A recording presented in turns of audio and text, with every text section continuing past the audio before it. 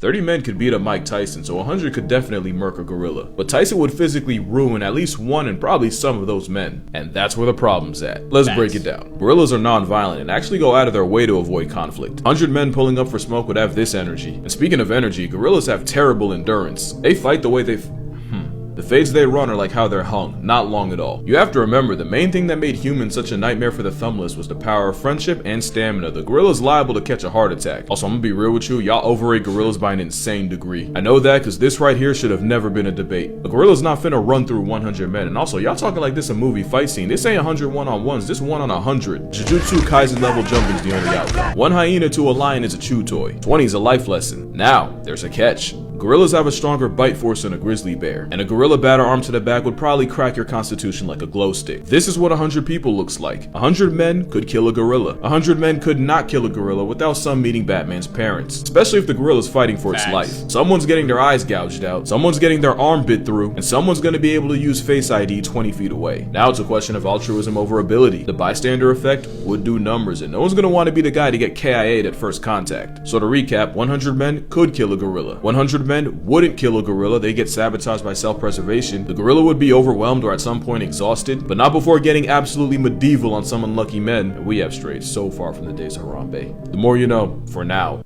Hey, it has been settled. 100 men can beat up a gorilla. You heard it here first. It is a fact, according to this guy. No, I feel like somebody's gonna get yeeted. There's going to be a few people who are going to get yeeted and destroyed, absolutely.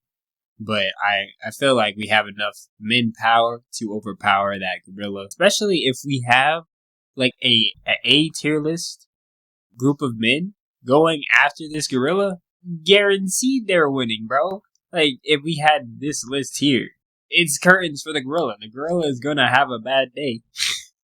No more debates. 100 men. 100 men. Men.